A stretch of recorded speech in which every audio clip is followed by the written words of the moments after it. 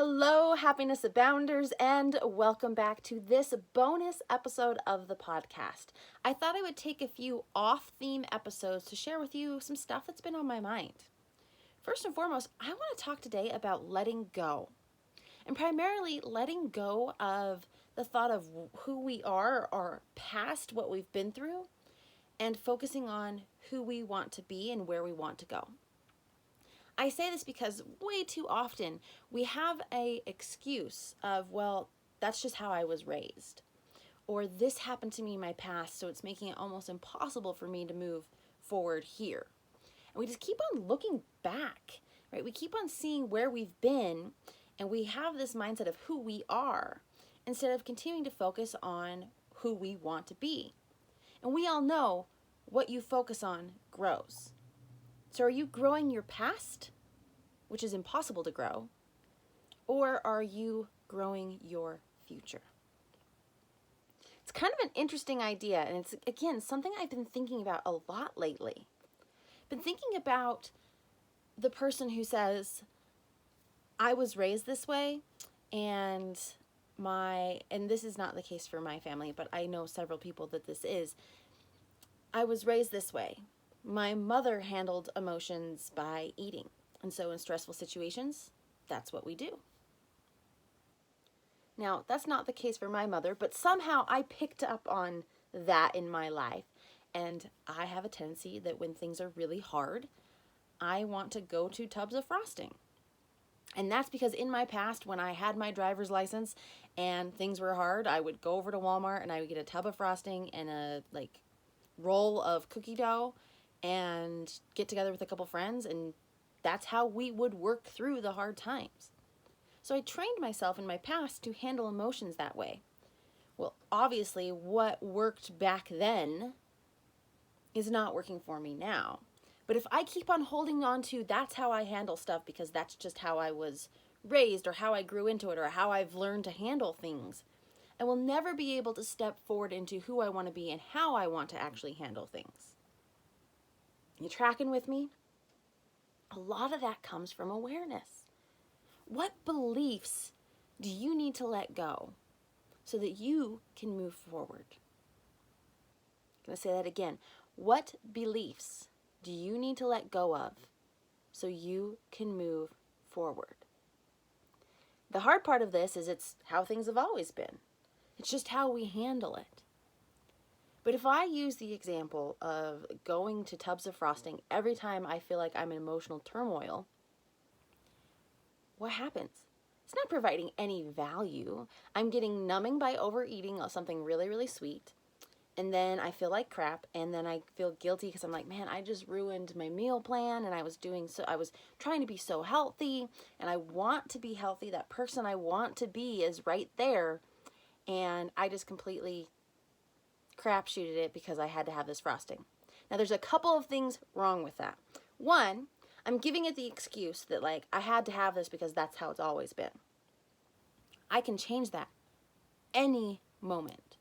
My life can change. That belief can change in a split second, in a snap.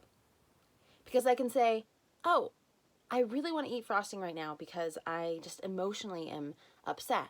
Maybe instead of doing that, I can journal instead and get all these ideas out instead of just kind of pushing them down to the side and numbing out with sugary, delicious goodness. And as soon as I make that choice, that old belief can be questioned. And that new belief of maybe I could journal instead is something that puts me on the path of who I want to be. Now, this is something, again, I have been thinking about a lot lately because I think it comes into play with so many things.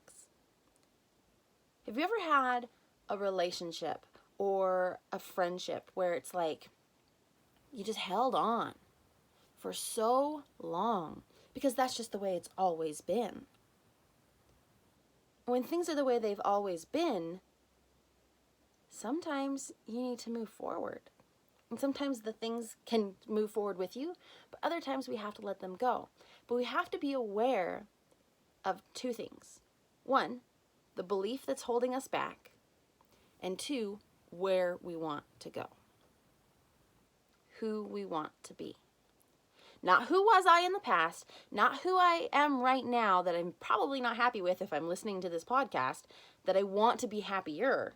So who do I want to be? What do I want my life to look like? We need to identify that, but we also need to identify the things that might be keeping us back from moving forward. Whether it's because it's always been that way or because that's just how it is, right? Or something happened in my past and so now this is how I cope with things. I get that. We are all there. We've all been there. But understanding what that thing is for you and how it's serving you or not serving you and identifying who you want to be and where you want to go can make all the difference. So like I said, something I've been thinking about a lot lately, and that's probably because it correlates very deeply, connects very intricately with my declarations class, right? I teach declarations because they are a fantastic way to identify and remind yourself of who you want to be and where you want to go. And they're a constant callback to that when you have those beliefs about, maybe I should eat that frosting today. Or, and I think I may have mentioned this before, but I love this story. I had someone that I was mentoring, and they were having arguments with their spouse. And they were just like, man, they're just pushing my buttons. And I know that they're just doing it on purpose, and it makes me so mad. And I said this. And so I had the person tell me the story. I was like, okay, so tell me the full story. And so as I started ramping up in the story, I stopped them and I said, say your declaration. Said their declaration, calmed down a little bit. I'm like, hey, keep on telling me the story. Started to get energy ramped back up, right? That anger's coming back to the surface. I said, hey, say your declaration. Calm back down after they say the declaration. I'm like, hey, keep going. They tell the story again. They start getting that energy ramped back up, starting to get that angry again. Hey, say your declaration. And then they start laughing after they say the declaration. And they're like, yeah, that could have been a little different. Like, if I had just been saying my declaration, maybe I wouldn't have been behaving the way that I was, behaving the way off of a template versus of who I wanted to be. And I was like, so let's say that the argument, whatever the argument is your spouse says something and your first instinct is to fight back, right? But if you can say your declaration, and let's say that declaration is that you're a kind, loving, and supportive spouse. How would a kind, loving, and supportive spouse handle a triggering situation? Would they fly into a rage and be mad and try to hurt that person back? Would they throw their dreams out the window and be just really mad about it and mad at the spouse and just put them down? No. A kind, loving, and supportive spouse would stay calm, would possibly talk it out, would say, what are you really trying to say to me? How are you feeling? Is there something deeper going on that we need to address? How can I better support you? Offering kind words of encouragement. I think we've all been on that other side. We've all been there where it's like, seriously, did you just say that to me? And you start getting in those argument zones. But you can say your declaration and get almost immediately brought back to who you want to be. And that can shape the directions that you go in. That can shape the decisions that you make. The choices that you have. It opens up so much more to the world. So as I've been thinking about letting go of those past beliefs and really honing in on who you want to be and not getting held back by that, I keep on coming back to declarations as a great form of reminder, as a great form of empowerment and encouragement in those hard situations, whatever they may be, right? That hard situation of I want to emotionally eat right now, but I'm also trying to be healthy. Who do you want to be? Say your declaration, and maybe that emotional eating piece can kind of go to the wayside because it's like, well, no, this is stronger. Who I want to be, the vision of what I want to go for is stronger. So that said, I'm going to leave you with that today. I hope you have a wonderful day.